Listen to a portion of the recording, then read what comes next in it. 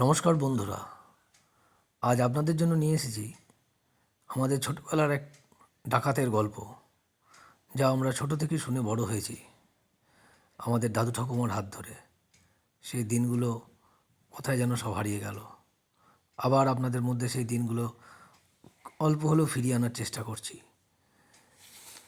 গল্পের নাম বীরাঙ্গনা অন্নদা দেবী ও ডাকাত দল। গল্পের লেখক যোগেন্দ্রনাথ গুপ্ত। গল্প হলেও এই ঘটনাটি কিন্তু সত্যি, আর আমি বলছি এস যশ। আজ থেকে প্রায় 70-80 বছর আগেকার ঘটনা। গ্রামের নাম ছিল রংপুর। রংপুরের বিখ্যাত জমিদার ছিলেন বৈকুণ্ঠনাথ চট্টোপাধ্যায়।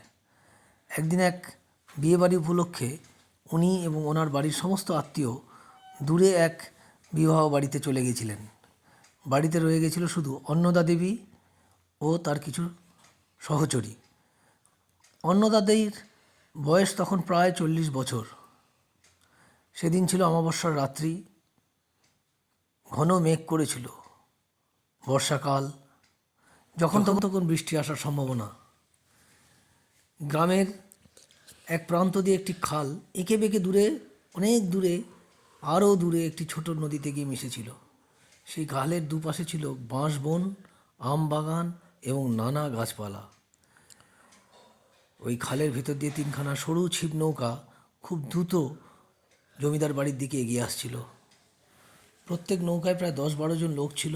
তাদের হাতে ছিল নানা হাতিয়ার, লাঠিসোঁটা, তরোয়াল, বর্ষা, বল্লম, ঢাল, কি ছিল না। তাদের মন্থমণি ছিল গদাধর নামে এক শক্তিশালী ভয়ঙ্কর পুরুষ। সে ছিল যেতেতে বাগদি।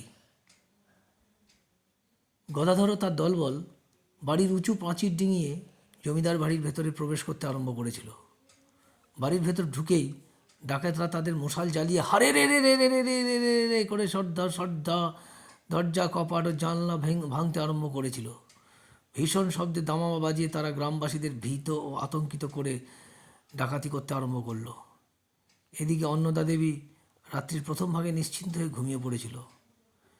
এবার দস্যুদের চিৎকারে তিনি উঠে দেখলেন শুধু বাড়িতে নয়, দস্যুরা দালানের ভেতর ঢুকে লুটতরাজ আরম্ভ করে দিয়েছে। অন্নদা দেবী কিন্তু ছিলেন যথেষ্ট বলিষ্ঠ কায়া ও সাহসী মহিলা। তিনি এক মুহূর্ত অপেক্ষা না করে বাড়ির অন্য মহিলাদেরকে বললেন তারা যেন ছাদে গিয়ে ইট, পাটকেল ও হাতের কাছে যা পায় তাই যেন ছুটতে লাগে। ডাকাতের মশালের আলোতে চারিদিক আলোকিত হয়েছিল, কাজেই মহিলাদের লক্ষ্য ব্যর্থ হয়নি। কারো মাথায়, কারো বুকে, কারো পিঠে বৃষ্টির ধারার মতো ইট পাটকেল পড়তে আরম্ভ করলো। ডাকাতরা ভেবে পেল না কোন দিক দিয়ে তারা পালাবে। এদিকে অন্নদা দেবী কী করলেন জানেন?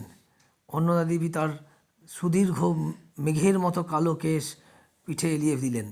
তিনি কপালে পড়লেন বড় করে সিঁদুরের টিপ, সারা মুখে ও সর্বাঙ্গে মাখলেন কালি। কাপড় হাঁটুরের উপর তুলে এমনভাবে টেনে পড়লেন যেন তাকে মা কালীর মূর্তির মতো মনে হয়। তিনি নিশ্চল ও নিষ্পন্দভাবে হাতে খড়গ নিয়ে দাঁড়িয়ে রইলেন। ডাকাতেরা ডাকাতি করতে করতে তার ঘরের কাছে আসার মুহূর্ত দেখতে পেলেন যে মা কালী স্বয়ং ওই ঘরের মধ্যে দাঁড়িয়ে আছেন। তাই না দেখে গদাধর সর্দার শ্যামা মা মাগো বলে পায়ের মধ্যে লুটিয়ে পড়লেন। গদাধরের সর্বাঙ্গ শরীর কাঁপতে লাগলো, কণ্ঠ তার জড়িয়ে এসেছে। সে সমস্ত লুটের জিনিস সেখানে ফেলে রেখে বলল, আর কি ডাকাতি করা চলে? তোরা সব মাকে প্রণাম কর। ডাকিনী যোগিনীরাই আমাদের লক্ষ্য করে ইট পাটকেল ছুঁড়েছে রে। সবাই বল কালী কালী মা কঙ্কালে দায়নি। পরের দিন সকালবেলায় বৈকুণ্ঠমুখ বাবু লোক মুখে ডাকাতির সংবাদ পেয়ে তাড়াতাড়ি বাড়ি চলে এলেন। বাড়িতে এসে তিনি এই ঘটনা শুনলেন এবং অন্নদা দেবীর এই সাহসিকতার গল্পও শুনলেন। এই ঘটনা ঘটেছিলেন বাংলার 1294 সালে। সেকালে সমুদয় সংবাদপত্র ও খবরের কাগজে এই সংবাদটি প্রকাশিত হয়েছিল। বাংলাদেশের অন্নদা দেবীর এই কাহিনী বাঙালিদের মনে বিপদে এরকম সাহস ও শক্তি সঞ্চার করবে বলেই আমি মনে করি। গভর্নমেন্টও সেই সময় এই বীরাঙ্গনাকে তার সাহস ও প্রত্যুত্ত পণ্যমতিত্বের জন্য পুরস্কৃত করেছিল। নমস্কার বন্ধুরা, ভালো থাকবেন, ভালো রাখবেন। আগামী দিন আবার দেখা হবে আশা করি।